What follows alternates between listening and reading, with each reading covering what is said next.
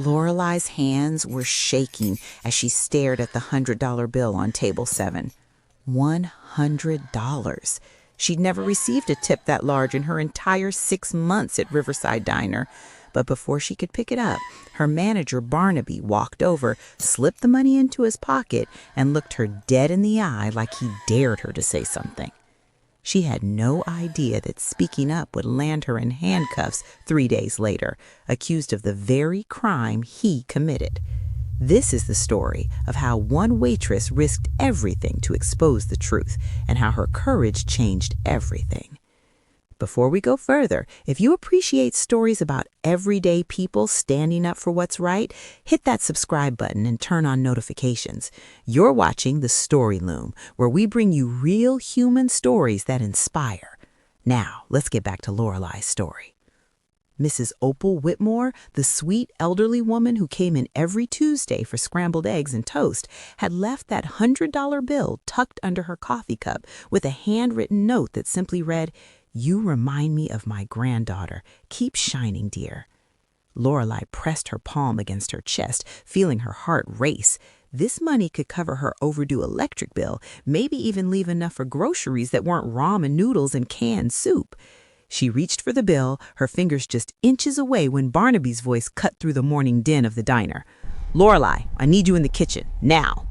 She jerked her hand back and turned to see her manager standing by the coffee station, his arms crossed over his chest.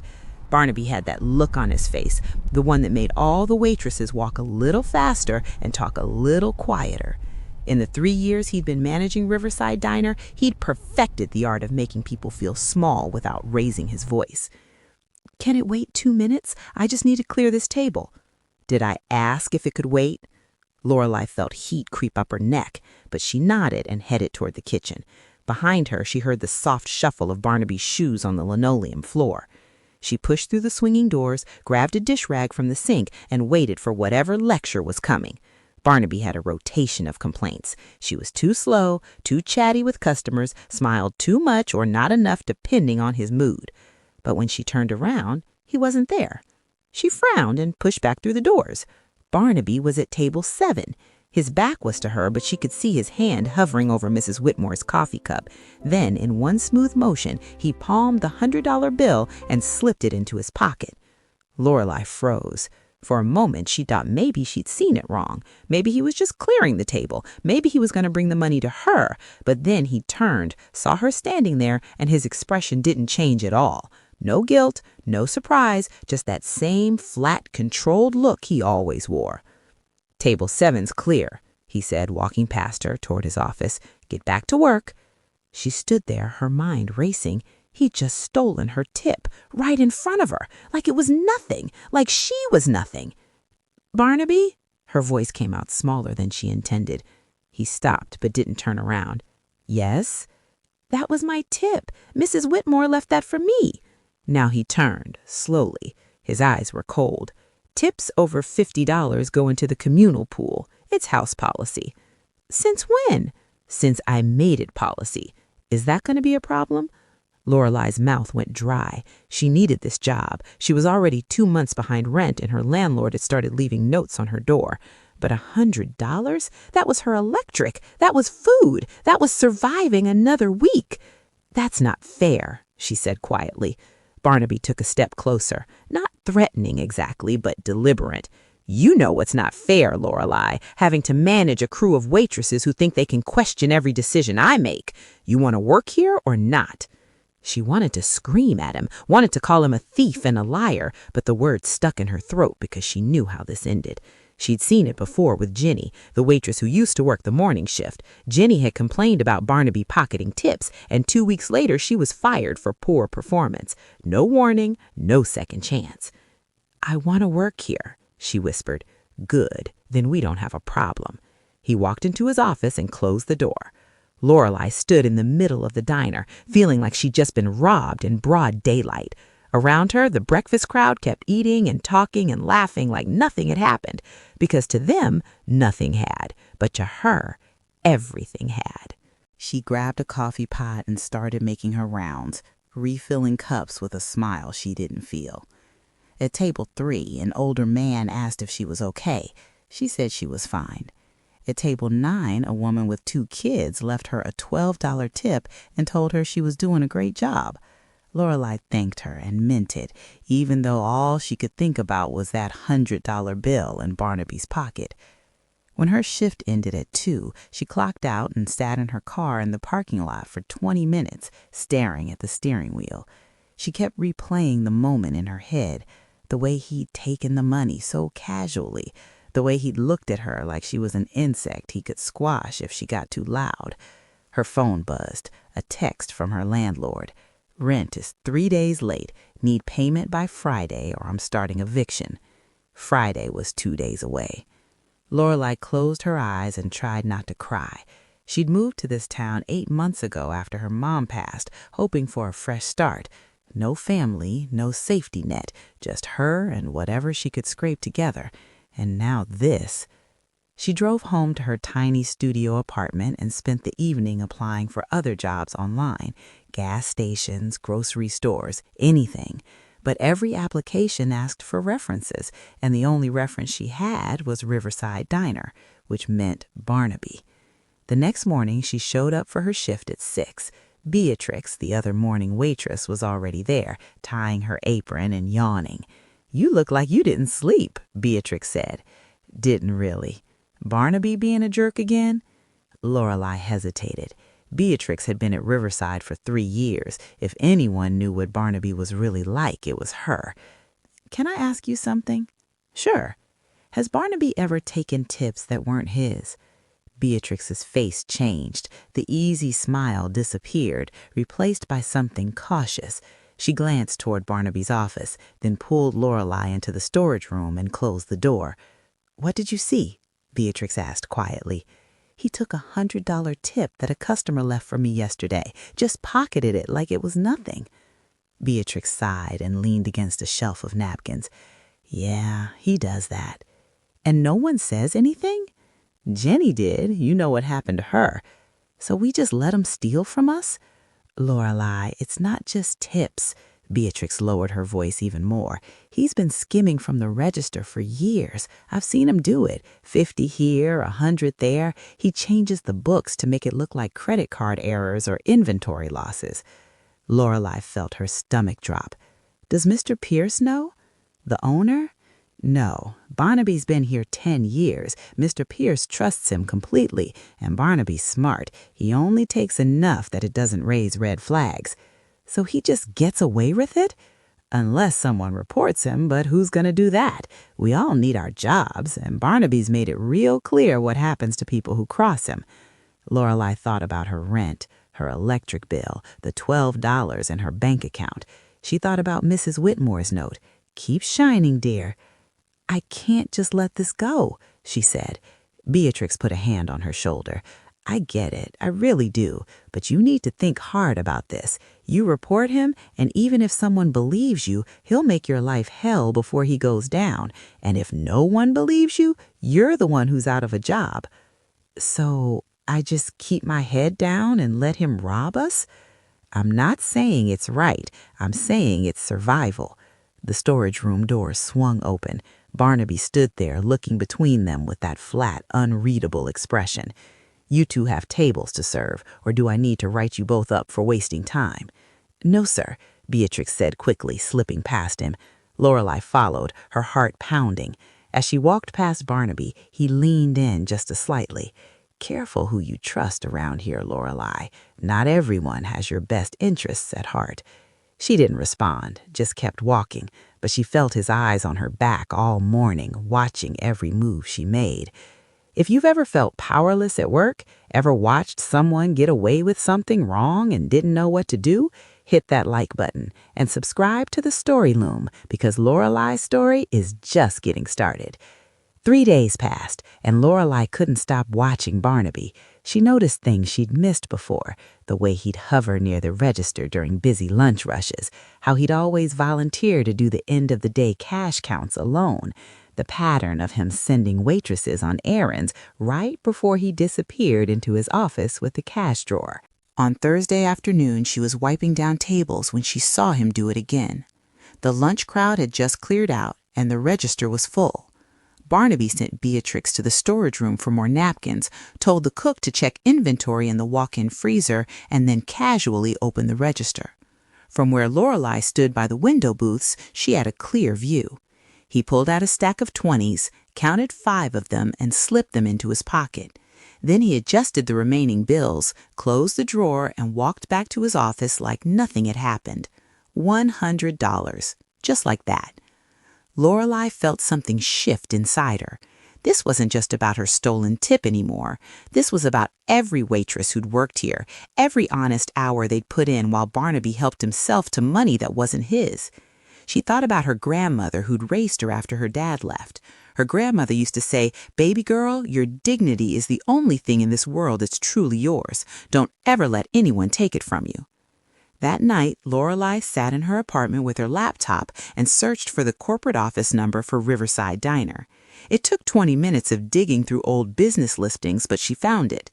Donovan Pierce owned 3 diners in the county, and his main office was 40 minutes away. She stared at the phone number on the screen for a long time before she finally wrote it down. The next morning, she called during her break. "Pierce Restaurant Group, how can I help you?" A woman's voice answered. "Hi, I need to speak with Mr. Pierce. It's about one of his restaurants." "Which location?" "Riverside Diner." "And what is this regarding?" She hesitated. If she said too much to the assistant, word might get back to Barnaby before she could talk to the owner. "It's a private matter, about restaurant operations. I really need to speak with him directly." There was a pause. "Mr. Pierce is very busy. Can I have your name and number and have him return your call?" "No, I need to meet with him in person. Please, it's important." Another pause. "Hold on." Lorelei waited, her heart hammering. She was standing outside the diner near the dumpsters, trying to stay out of sight. Through the window, she could see Barnaby at the counter talking to a customer. "Ma'am," the assistant came back, "Mr. Pierce can meet with you Tuesday at 9 in the morning, but I'll need your name." Tuesday, that was 4 days away.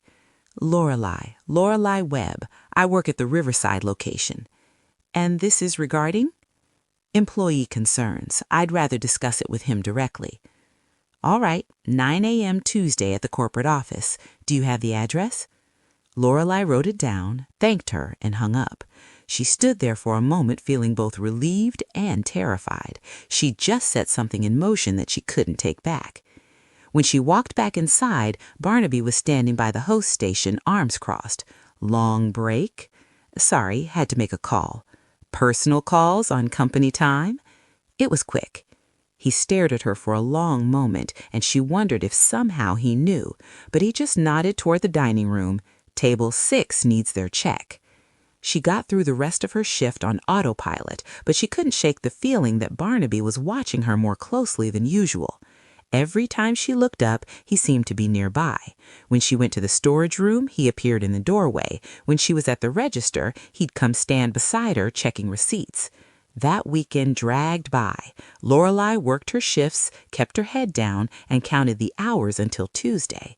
She played out the meeting with Mr. Pierce in her head 100 different ways. Would he believe her? Would he think she was just a disgruntled employee? She had no proof, just what she'd seen. And Barnaby had been with the company for 10 years. She'd been there 6 months. Monday morning, Barnaby called her into his office. Her stomach dropped. "Sit down," he said. She sat. The office was small and cluttered with papers and old scheduling charts. Barnaby leaned back in his chair, studying her. "You've been here 6 months now." "Yes, sir." "Good worker. Customers like you. Show up on time." "Thank you. But I've noticed you've been a little distracted lately. Everything okay?" "Everything's fine." "Because if you're having problems, personal or otherwise, I need to know. Can't have it affecting your work." Lorelei kept her face neutral. "No problems. I'm good." He nodded slowly. "You know, Lorelei, this job might not pay much, but it's steady. In this economy, steady work is hard to find, especially for someone with not much experience." She didn't respond. "I'd hate to see you do something that would jeopardize that, make a mistake you can't take back." There it was, the veiled threat. He didn't know exactly what she was planning, but he suspected something. "I'm just trying to do my job," she said quietly. Good. Keep it that way. He leaned forward. But I'll be straight with you. I've worked in this business a long time, and I've seen people come and go. The ones who last are the ones who understand how things work, the ones who know when to speak up and when to keep quiet. He paused. I think you're smart. I think you understand what I'm saying. I understand. Do you? Because I'd hate for there to be any confusion. He opened a drawer and pulled out a white envelope. You've been working hard. I talked to Mr. Pierce and we've decided to give you a bonus, $200. He slid the envelope across the desk. Lorelei stared at it. That's very generous, she said carefully. We take care of people who take care of us. All I ask is that you keep being the kind of employee we can count on. Loyal, discreet. Lorelei understood exactly what this was. A bribe. He was trying to buy her silence with her own stolen money, maybe even with money he'd skimmed from the register. The envelope sat between them like a test. If she took it, she was complicit. If she refused, he'd know for sure that she was planning something. She reached out and picked up the envelope. Thank you. I appreciate it. Barnaby smiled. It didn't reach his eyes. You're welcome. Now get back to work. Lorelei left his office with the envelope in her apron pocket, feeling sick. She went to the bathroom, locked herself in a stall, and opened it. $200 in 20s. She thought about her rent, still overdue, her electric bill, the fact that she'd been eating cereal for dinner 3 nights a week. She put the money back in the envelope and shoved it in her pocket. That afternoon, a man she'd never seen before came into the diner. He was maybe 40, wearing khakis and a button-down shirt, and he sat in the corner booth with a newspaper and a cup of coffee. Nothing unusual about him except that he stayed for 3 hours, nursing that same cup and barely looking at the paper. Lorelei refilled his coffee twice, and both times he smiled politely, but didn't make conversation. When she mentioned him to Beatrix shrugged, probably just killing time. But Lorelei noticed Barnaby kept glancing at the man too, and when the man finally left, he didn't leave a tip, which was strange for someone who'd taken up a table for 3 hours. Tuesday morning arrived. Lorelei's alarm went off at 6, but she'd been awake since 4, staring at the ceiling. Her meeting with Mr. Pierce was at 9. She'd requested the morning off, telling Barnaby she had a dentist appointment. He'd approved it without question, which somehow made her more nervous. She put on the nicest clothes she owned, a simple blue dress she'd worn to her mom's funeral, and drove to the corporate office. The building was a small brick structure on the edge of an industrial park. Inside, the lobby was plain but clean, with a receptionist behind a desk and a few chairs for waiting. I'm here to see Mr. Pierce. I have a 9 o'clock appointment. Lorelei Webb. The receptionist checked her computer and nodded. Have a seat. He'll be with you shortly. Lorelei walked down the hallway, her heels clicking on the linoleum. She knocked on the door. Come in. She opened it and stepped inside. Mr. Pierce was a man in his 60s, with gray hair and reading glasses perched on his nose. He stood up and offered her hand. Miss Webb, please sit down. She shook his hand and sat. The office was neat, organized, with framed photos of the 3 diners he owned on the wall behind him. So, he said, settling back into his chair, my assistant said you had employee concerns. What's going on at Riverside? Lorelei took a breath. This was it. Mr. Pierce, I need to tell you about your manager, Barnaby. He's been stealing from the restaurant. If this story is keeping you on the edge of your seat, do me a favor and drop a comment. Tell me what you think Lorelei should do. And if you haven't subscribed to the Story Loom yet, now's the time. You won't want to miss how this ends. Mr. Pierce didn't react the way Lorelei expected. He didn't look shocked or angry. He just leaned back in his chair and folded his hands on his desk. That's a serious accusation, he said quietly. I know, and I wouldn't be here if I wasn't sure. Lorelei pulled the envelope from her purse and set it on his desk. He gave me this yesterday, $200, called it a bonus, but I've only been there 6 months. He was trying to buy my silence. Mr. Pierce opened the envelope and counted the bills, but his expression remained unreadable. Why would he need to buy your silence?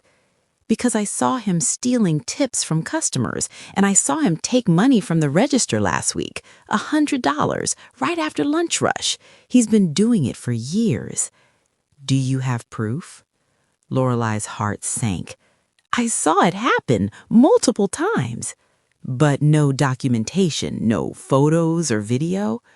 No, but Beatrix, another waitress, she's seen it too. She told me he's been skimming for as long as she's worked there. Mr. Pierce was quiet for a moment. Then he picked up his phone and pressed a button.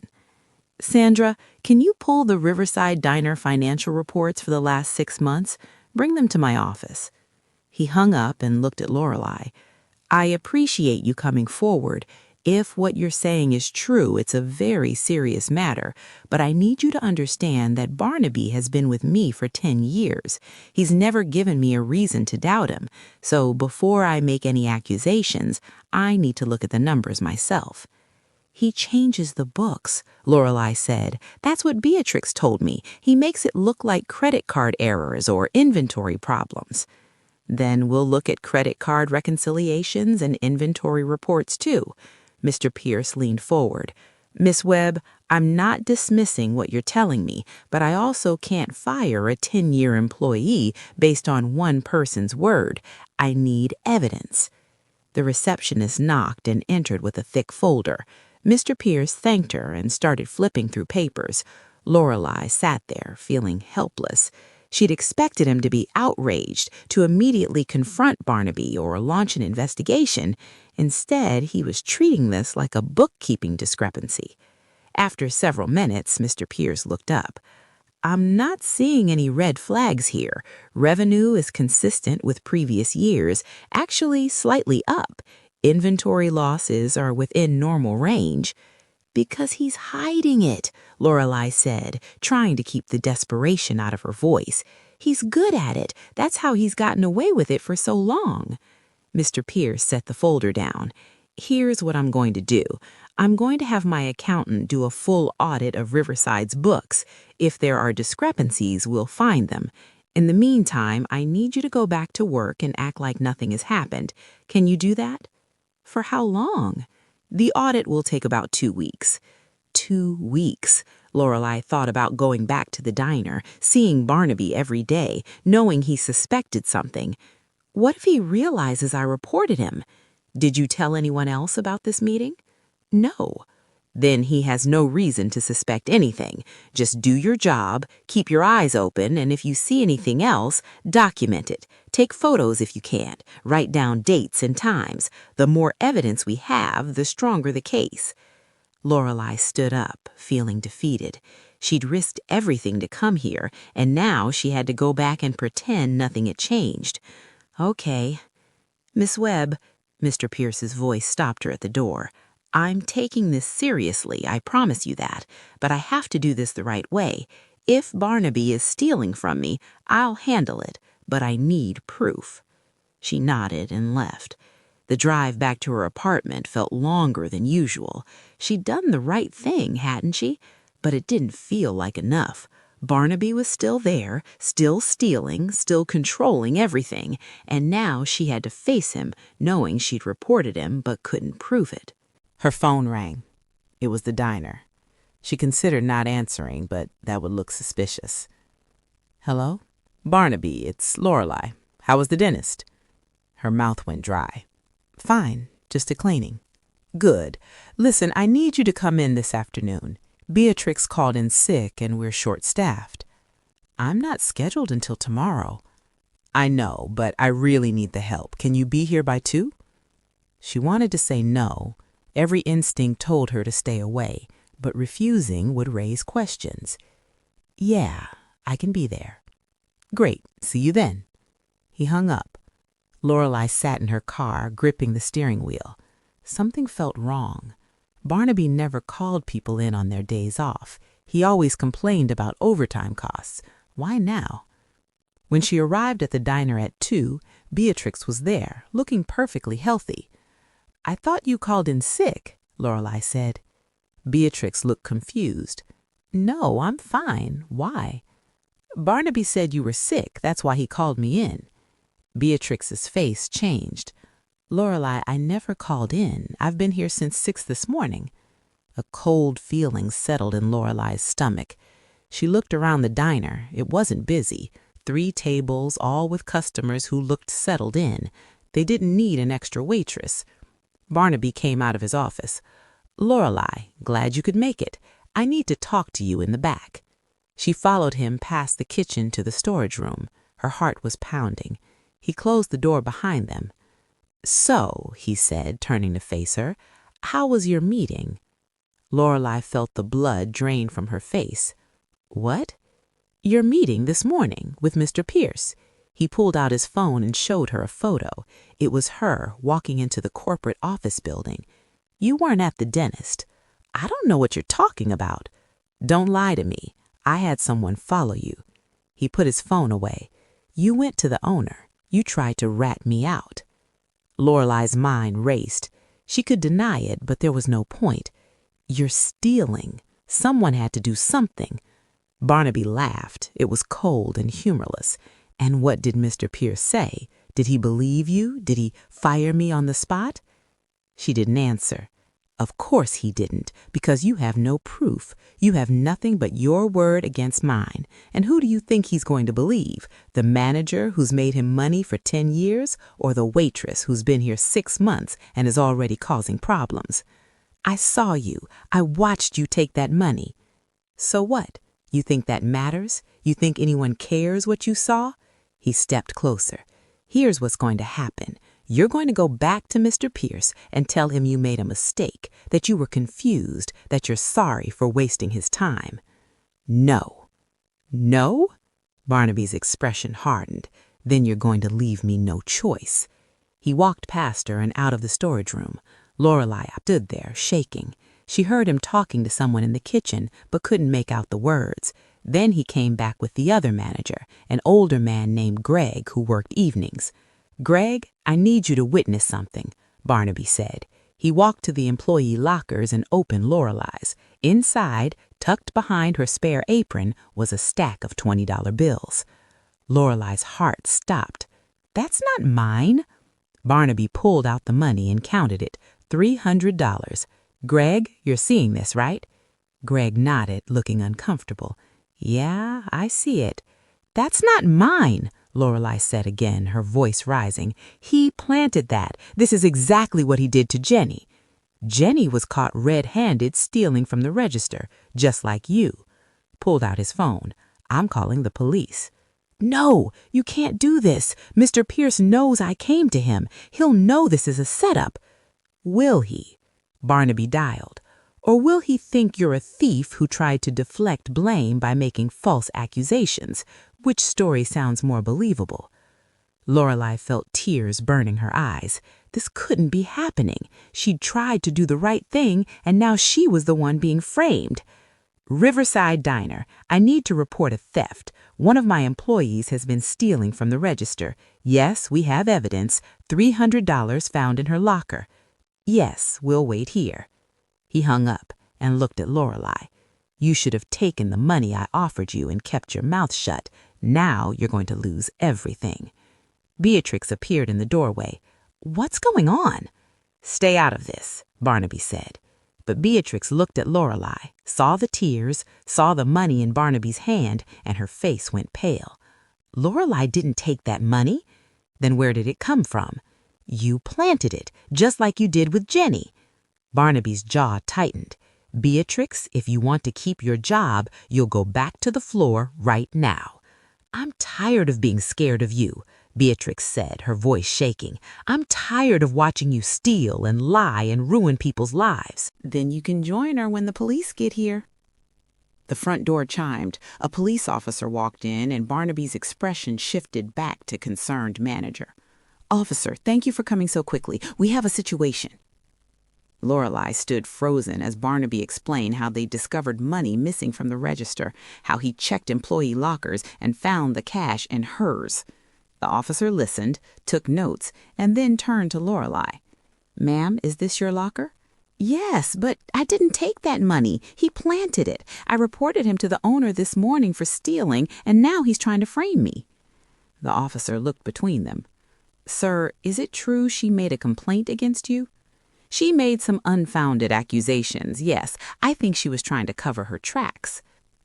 "That's not true," Lorelei said desperately. "Mr. Pierce can confirm I met with him this morning. I told him everything." The officer pulled out his radio. "Let me make a call." They stood in tense silence while the officer stepped outside. Through the window, Lorelei could see him on his phone. Minutes felt like hours. Finally, he came back inside. "I spoke with Mr. Pierce," the officer said. "He confirmed that Miss Webb did meet with him this morning regarding concerns about management. He also said he's conducting an audit." Barnaby's confident expression flickered for just a second. "However," the officer continued, "Mr. Pierce also said he hasn't found any evidence of theft yet, and we do have $300 found in your locker, ma'am, so I'm going to need you to come down to the station." "No, please, I didn't do anything wrong." The officer's expression softened slightly. "I understand this is difficult, but there's evidence and we need to sort this out properly." "Wait," Lorelei began. "Wait." Everyone turned. A man stood in the doorway, the same man who'd sat in the corner booth for 3 hours the other day. He walked in, and Lorelei noticed he had a badge clipped to his belt. "Silas Brennan. I'm a private investigator hired by Mr. Pierce. I've been surveilling this location for the past 2 weeks. Barnaby's face went white. 2 weeks ago, Mr. Pierce noticed irregularities in his financial reports across all 3 of his restaurants. Nothing major, just small discrepancies that didn't add up. He hired me to observe operations at each location without the staff knowing. Silas looked at Barnaby. "I've been documenting everything." He pulled out a tablet and brought up a video. "This is from last Thursday." He pressed play. The footage showed Barnaby at the register pulling out bills and pocketing them. The timestamp read 2:47 p.m. And this is from Saturday. Another video, same thing. "I have footage from 8 different occasions over the past 2 weeks. Each time you removed cash from the register during high traffic periods when staff was distracted." Barnaby's mouth opened and closed, but no words came out. Silas looked at the police officer. "I also have video from 20 minutes ago of him placing money in Miss Webb's locker, the same money he took from the register this morning before she arrived for her shift." He turned the tablet around. Clear footage showed Barnaby stuffing bills into Lorelei's locker, looking over his shoulder to make sure no one was watching. The officer's expression hardened. "Mr. Barnaby, I'm going to need you to come with me." "Wait, this is a misunderstanding," Barnaby said quickly. "I was securing money that I thought was stolen. I was going to report it." "By putting it in someone else's locker?" Silas asked. "The footage shows you took this money from the register yourself at 8:15 this morning, put it in your office safe, and then transferred it to Miss Webb's locker at 2:22 p.m., right before you called her in to work on her day off. I can explain." "You can explain at the station," the officer said. "Turn around, please." Barnaby looked around wildly, like he was searching for an escape. His eyes landed on Lorelei, and for a moment she saw something that looked almost like desperation. Then his face hardened into that cold mask she'd come to recognize. "This is all her fault," he said as the officer handcuffed him. "She couldn't just keep her mouth shut. She couldn't just do her job." "My job isn't to watch you steal," Lorelei said quietly. The officer led Barnaby toward the door, reading him his rights. The handful of customers in the diner stared in shocked silence. As they passed, Barnaby turned his head. "You think you've won. You just destroyed your own life. No one's going to hire a waitress who rats out her boss. You're done in this town." "Keep moving," the officer said, guiding him outside. Lorelei stood there, her legs shaking so badly she thought she might collapse. Beatrix grabbed her arm to steady her. "You okay?" Beatrix asked. Lorelei couldn't speak. She just shook her head. She wasn't okay. She felt like she'd been run over by a truck. Her whole body was trembling and she couldn't seem to catch her breath. Silas approached her. Miss Webb, I need to apologize. Mr. Pierce asked me to observe without interfering, even when I saw Barnaby take your tip the first day. We needed to document a pattern of behavior before we could act. I know that was difficult for you. You've been watching this whole time? Yes. When you came to Mr. Pierce yesterday morning, he immediately called me. We set up additional cameras, and I've been here around the clock since then. When Barnaby followed you this morning and we realized he knew about your meeting, Mr. Pierce was concerned he might retaliate. That's why I stayed close. So Mr. Pierce believed me? He did, but he's a careful man. He needed proof that would hold up legally. What you did, coming forward despite the risk, that took real courage. A lot of people would have just walked away. Lorelei sank into the nearest chair. I thought I was about to go to jail. You were never going to jail. I had the footage ready to show the officer before he took any action, but I needed Barnaby to fully commit to framing you. Attempted evidence tampering carries serious charges. Combined with the theft, he's looking at real prison time. Greg, the evening manager who'd witnessed the locker search, spoke up. I'm sorry, I should have said something. I knew it didn't feel right, but Barnaby, he had a way of making you feel like you couldn't question him. It's not your fault, Lorelei said. He's been doing this for years. He knew exactly how to keep people scared and quiet. Silas put his tablet away. Mr. Pierce is on his way here now. He wants to speak with everyone. In the meantime, the police will need formal statements from all of you. Over the next 2 hours, Lorelei gave her statement to the police, recounting everything she'd witnessed.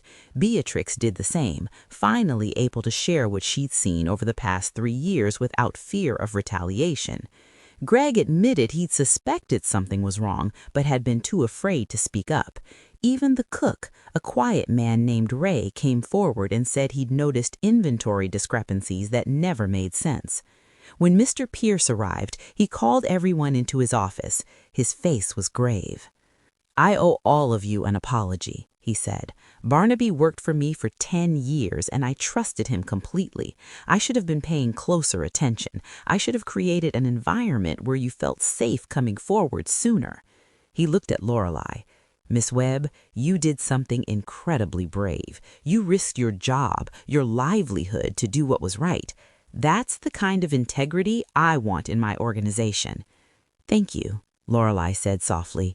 I'd like to offer you Barnaby's position, General Manager of Riverside Diner, full salary, benefits, and a formal apology for what you went through.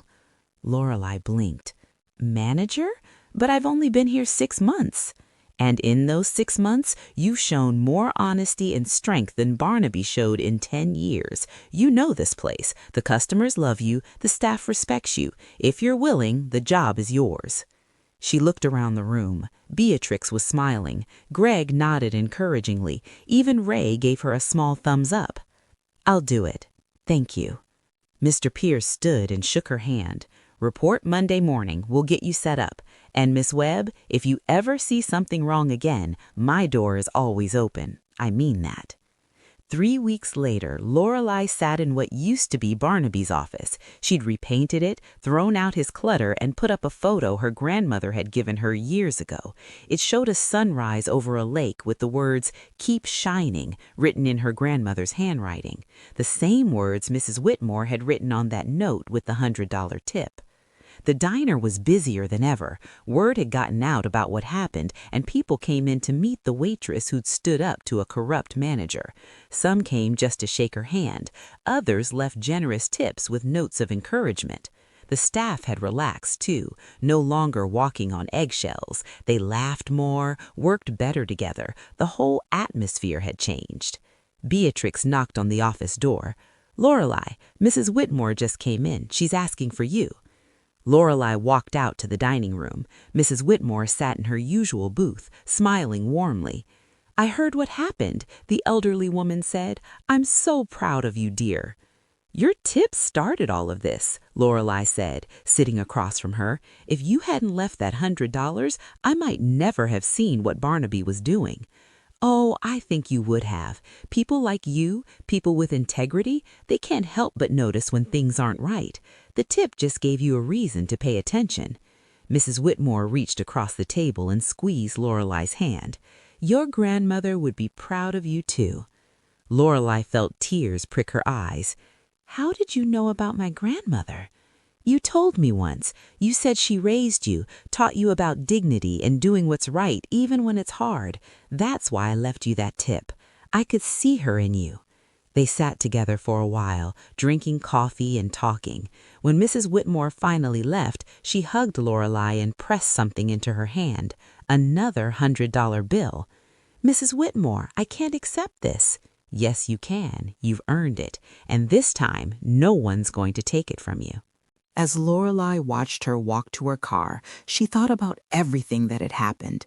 She'd been terrified that standing up would cost her everything, her job, her apartment, her ability to survive in this town. But the opposite had happened. She'd gained respect, a career, and the knowledge that she could face fear and come out the other side. Her phone buzzed. A text from Silas. "Barnaby pled guilty today. 3 years in prison plus restitution. Thought you'd want to know." Lorelei typed back, "Thank you for everything." She put her phone away and looked around the diner. It wasn't fancy, it wasn't glamorous, but it was honest work, and it was hers. She'd fought for it. She'd stood her ground when everything in her wanted to run away and hide. And she'd won. That evening, after the dinner rush had cleared, Beatrix found her in the office doing paperwork. "You okay, boss?" Beatrix asked. Lorelei smiled. "Boss, that would take some getting used to." "Yeah, I'm okay." "What you did was amazing. I don't know if I could have done it." "You would have. When it mattered, you spoke up too. You told that officer the truth even when Barnaby threatened you. That took courage." "I guess we both found some courage we didn't know we had." "Maybe we always had it. We just needed a reason to use it." After Beatrix left, Lorelei finished the day's reports and locked up the diner. She stood in the parking lot for a moment looking at the building. A small diner in a small town, but it represented something bigger now. It represented the truth that one person standing up can make a difference, that dignity and integrity matter more than fear, that doing the right thing, even when it's terrifying, is always worth it. She got in her car and drove home, not to the tiny studio apartment she could barely afford, but to a small one-bedroom she'd been able to rent with her new manager's salary. It had a real kitchen, a bedroom with a door that closed, windows that let in light. As she unlocked the door, her phone rang. Unknown number. "Hello? Miss Webb? This is Jennifer Calloway. I used to work at Riverside Diner. I heard what happened with Barnaby, and I wanted to thank you. He fired me 2 years ago for questioning his theft. I've been working at a gas station ever since because I couldn't get a reference. But Mr. Pierce called me today. He offered me my job back with back pay for the time I lost. He said it was your idea." Lorelei smiled. She'd suggested it to Mr. Pierce last week. Jenny deserved justice too. "You were brave to speak up even though it didn't work out the way it should have." "So were you. You finished what I started. Thank you." After they hung up, Lorelei made herself dinner. Real food, not ramen. She ate slowly, savoring it. Then she sat by the window and watched the sunset over the town. Tomorrow, she'd go back to the diner. She'd manage the staff, handle the books honestly, and make sure no one ever felt afraid to speak up again. But tonight, she just sat in her new apartment, in her new life, and let herself feel proud. Proud of the scared waitress who'd found the courage to do what was right. Proud of the woman she'd become through the fire of that choice. Her grandmother's voice echoed in her memory. "Baby girl, your dignity is the only thing in this world that's truly yours." She'd held on to it. Even when it cost her everything, even when she thought she'd lose, she'd held on to the one thing no one could take from her. And in the end, that had made all the difference. Thank you for staying with Lorelei through her journey. If this story moved you, if it reminded you that courage matters and integrity wins, do 3 things for me. First, hit that subscribe button and join the Story Loom family. Second, give this video a like so more people can find it. And third, share this story with someone who needs to hear that standing up for what's right is always worth it. Drop a comment and tell me about a time you had to choose between what was easy and what was right. I read every single comment. Until next time, remember that your story matters and your courage can change everything.